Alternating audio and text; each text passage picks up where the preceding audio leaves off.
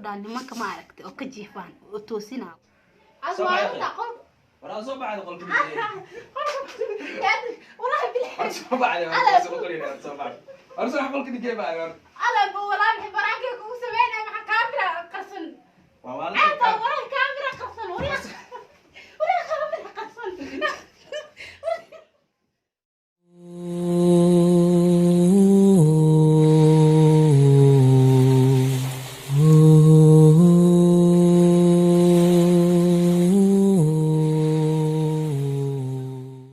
بسم الله الرحمن الرحيم horta waxyaabaha cusub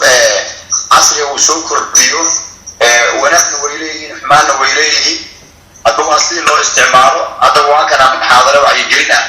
ayaan rabnaa inaan isticmaalno oo aan dhahno yani waxaas waa idin iska daaya xagga kalena waxaan loo isticmaali karaa marka yani waxa wax aad u foolxun ah waxyaabaha sidaas oo kale haddaad tilmaantay sidoo kale in bulshada lagu dhex faafiyo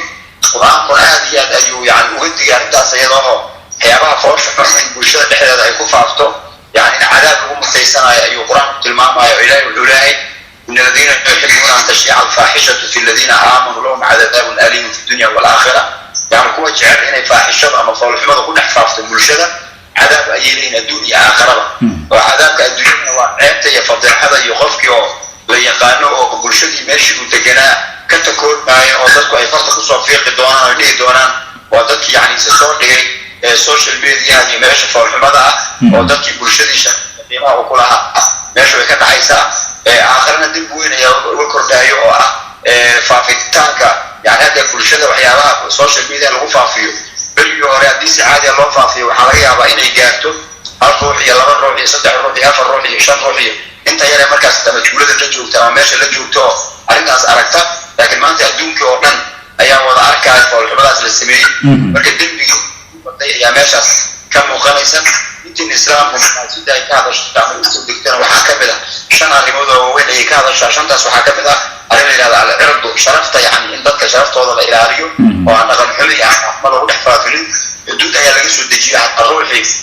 qof muslim ama ragaada ama dumar ha ahaadee ku yidhaahda xumaan ayaad samaysay ama faaxisho ayaad samaysay siddeetan garbash ha lagu dhufta ayaa leeyahayo cirdi ayaa la yidhahdaa oo sharaf ayaa la yidhahdaa dadka sharaftooda in meel looga dhaca lama rabo marka waxyaabaha social media uu keenay oo dadka qaar ama laga yaabo inay xoolo ku raadinayaan ama laga yaabo inay caanimo ku raadinayaan xagga kalena cadaab iyo ceeb lagu mutaysanayo oo wax aad foolxuda ay tahay dadku inay adsaga jiraan maanta adduunyada la jooga berika aakharo qofku xumaata faafiya marka dembiga ayuu isku badinayaa oo kitaab asaga loo qoraayo oo furan ayaa jira hadhowna aakhara u dhihi doona qof walbow wixii aad kusoo qoratay kitaabkaan akhri iqra kitaabaka kafaa binafsika alyawma calayka xasiiba qofkii marka maantaas la imaado wax foolxun oo dadkii oo yani hortooda lagu ceebay ama lagu fadeexeeyo waa khasaare u kuleeyi marka inaan looga digo bulshada loo wacyigeliyo waa arrin muhiim oo loo baahan yahay waa gartay sheekh cabdilxayi marka hadda haweenkii aad dabcan waxaad dareemaysaa inay ragga kaga badan yihiin berihii dambe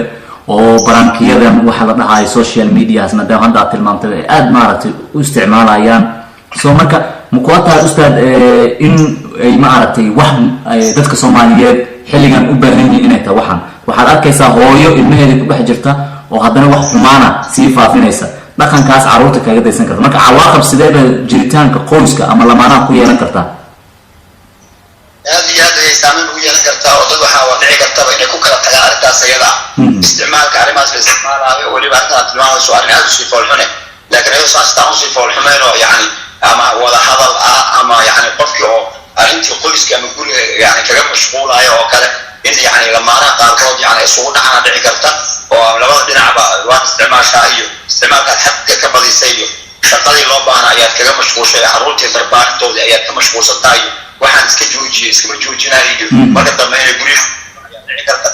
marka waa aad iyo aad u foolxun midda kale yani foolxumadan ayada saas oo kale oo qofkii asagoo amaan gabadhii aydan asturnayn oo yani xijaabkeedii aan qabin oo kale inay soo dhigta meesha oo dadkii dhan ay wada daawadaan ama wada fiirsadaan yani wixii ilaahay ugu talagalay in la asturo oo banaanka lasoo dhiga ayay noqonaysaa waana dembi weyn oo nabi sal lla ly slam wuxuu yidhi dadka dembiyada gala dembiyadooda waa loo dhaafayaa ilaa dadka oo la yidhaahdo kuwa yani ku faana ama banaanka soo dhigta ee mujaahiriinta la yidhahda ma ogeyn oo kuwaas ayagaa waxay waa asturayaa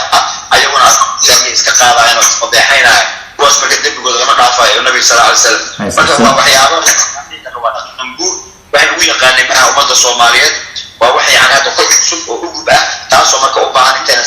inaysan dhaqan noqonin in dadka looga digo maxaa yeelay dhaqamadan ay matalan xataa welida iyo waxyaabaha matalan akhlaaq xun oo meelaha qaarkood caadiba ka noqonaysa mar bay bilow ayaa markii dambana dadkii ayaa la qabsaday markaas waxaa u samaysteen maxaa kale qofka wuxuu rabaa sameeye si markayna taas oo kale noogu dhicin hadda ayay macna qabasho leedahay bulshadana Soomaaliyeed oo lagu yaqaan bulsho maxaafid ah oo dhaqankeeda iyo inta badan ku dhagan oo ilaashata waxa loo baahan yahay in laga wacyigeliyo gaar ahaan gabdhaha sharaf iyo qiimo ay leeyihiin waxayna ku sarfan yihiin asturnaanta iyo dadka iyo xushmada iyo saasina qorshooda ku jirta laakiin isbartaanka waa tii quraanku nooga dhigo Ilaahay wala tabarrajna tabarruj al-jaahiliyyati sidii kuwii hore isu muujin jireen oo kale gabdhaha mu'minaadka ay isu muujin ay asturan xijaabkooda ha qaateen ay hadalka yani aysan hoos u dhigeen aysan jijibin si qofka yani oo dareen u galayo oo dam laga yaabo ay dhici karto yani ugu noqon intaasoo dhan hadalkii ayuu ahaa oo la hadalka yani dareenka inuu yani kicinin oo yani hadalla jirjirsan oo kale aysan raga ku dhigin maxaa u malayn suurad iyo muuqaal soo dhigaayo oo aad iyo aad yani qofkii laga yaabo inuu ama dareenkiisu ku kaco ama yani wixii waxa yani foolxun ay noqoto qofkii sabab ugu noqdo waa dembi weyn arrintaas iyada oo dhaqankeennina aan ku fiicnayn diinteennana aan ku fiicnayn oo ay tahay in la iska daayo sida kale waxa lagu raadsan karaa lagu raadsado qof wax wanaagsan oo ku soo hadlo laakiin wax foolxun inuu ku soo hadlo aan qiimo lahayn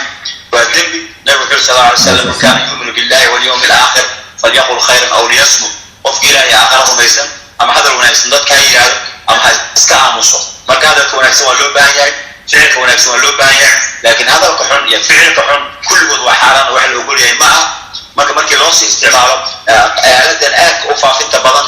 ee adduunku dhan wada gaarsiinaysan waa dembi oo isku sii laban laa isku badanayo marka isaga ilaaliyo wax la يعذب آخر أو ضمبية أمبولو كل دونا. شيخ عبد الحي مرك أدا قوة هذا ما سنتهاي وحارك إنسان لمانو هوني نيك هذا نهس فرفرين الربا أو نيك قاتي تاجين هاي أو مليل اللي برانكي واحد ده كان روسو قد بينا عرفتاس دينيا كورة هي سامعته الليلة. وأنتي وأنا بحب فرحان لو يريدين كويس فرفر أيام يريدين هيا النبي صلى الله عليه وسلم وكده يوم مثلا وينك يوم كوضة ده الفرق أيوة واحد سبب أو شرعي أو هيسان يسنجري أو يعني سبب الآن أضل بنايا نبي صلى الله عليه وسلم بدي دلبته فرين سبب الآن درات النهارده سيتها واحد سبب أو هذا أما بيت بحين وعي أما عربيه يعني قويس كأنه كسر بحين وعي أنا هنا أنا قاعد أسكن مع فرين يعني اسكسر جرتو يعني كوكا سبتني كده إنه ساس كفرم في ساس يجنا بالحوري جنا ده عرفته مجلسه مركز درات عشان حكومة سياسة سيدا يوحنا تاعي هاي سيدا فرين بعد مدة جماعها لكن قبل قارو استعادة استين إن يكمل الأذان وقد هذا غير الاستعادة يفرن يدهن فريتان قنا وحلال لكن إلى يأتيسا هذا يلوجن عبيا أبغض الحلال إلى الله يقبله يلي وإلى حلال وقد يقدرنا طلاق أي كتير مركز قبل حسب اللي يقول هذا قلت صدوق بربور أضلت ولا موقف بربورايا محل البشر وقويسس السجاي أديك قويسس وهجاجان البشر وهجاجيسا أديك قويسس بربور أروتي ما ضيع ميسا أروتي أو ضيع عندنا البشر أيام ضيع ميسا قويسكو وأونو جوه سيء البشر أي كسر ميسانتو أونو جاس مكان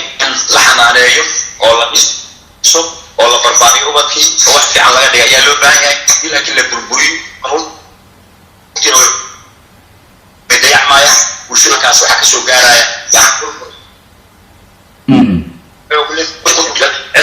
انت وعندها طلبتان يعني بودكاست دبعتها كذا دب كده ايه قاعدين يتواصل ليسا اللي يشد القاطو هذه مشاكل ولسه بجودنا ينسي وتنمى يكون جرتو لو حليو هذه ايوه يحل سواء لما هنا ايوسو قد عندك يا موالدك اما اصحابتها سي على هذا الله تحضر الله حليو انت عشان عندك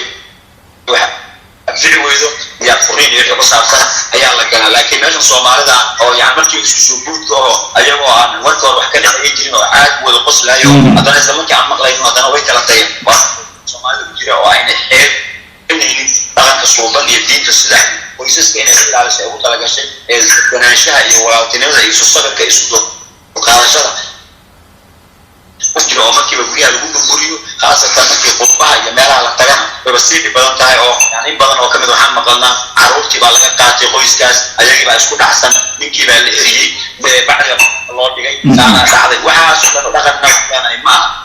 runtii nagu soo kordhay oo natiijadiisana in ay burbur iyo rafaad u ka imaada moogi wax fiican oo natiijo lagu gaaray aysan jirin wada jirka iyo carruurta in la wada haysto in la isla barbaarsado in la isfahmo in la islaamo ayay arrintoo dhan ku wada fiican tahay diinteena saasay dhiirigelinaysaa sheekh cabdixayi si kooban marka ugu dambeyn waxaa dadka daawada ay naftooda dhiirigeliya hor u soco dadkan xumaanta soo baahinay dhahay ayagana baaqooda maxay tahay waxaad samayn kartaa inaadan la sii falgelin oo aadan qayb ka sii noqonin faafintiisa hadii qofka xumaatada samaynaya marka dadkoo dhan ay ka aamusaan oo ayna commentina ka bixinin like-na dhihin share-na dhihin marka dambe qofka isaga iska caajisaay laakiin qofka xumaatada soo dhigay markii la boonbooniyo oo la yidhaahdo waa wax fiican baa dhigtay run intuu u qaato ayaa xumaatadii ayuu sii badinaya marka aan sabab loogu noqonin qofka inuu xumaatada sii badiyo nabiga sallallahu alayhi wasallam xilligiisa nin khamre cabayntay la arkay ay ku qayliyeen markaas ku iska dhaafa la tulinu calayhi shaydaanka ha uu sii kaalmeynina ay qofka hadii la sii qaado shaydaanka ayaa sii duursanaya marka qofka xumaatada suu gelinaya hadii wixiisa kala sii wadwado oo laga yaabo inuu leeyahay ama dad badan baad ku helaysaa ama dad badan hadaad heshana kharashaad baad ku helaysaa hadii xumaatadii laga gaabsado oo ruuxii yacni sii wadaba la waayo marka dambe qofkii iska daayo ayaa dhici karta marka dadka daawada ama fiirsadana waxaan ugu baaqi lahaa ayaguna yaysan ka qayb qaadan xumaatadaas yeena sheergarayn yeena soo gelin qofkaasna haddii cid taqaana ay jirto ayadoona hawada iyo waxba lagala hadlin meesha uu joogo dadka u dhow hala kulmeen hala fariisteen ha yidhahdeen xumaatada naga daa dhaqankeena kuma fiicno diinteena kuma fiicno adna sharaftaada kuma fiicne bulshada dhexdeeda yaan lagaa takoonin qof xushmad iyo sharaf ku leh si aad u noqotid waxyaabaha xumay soo gelin iska daa haddii marka saa la isu gacan qabto oo qofkii xumaan samaynaya xumaatadii laga celiyo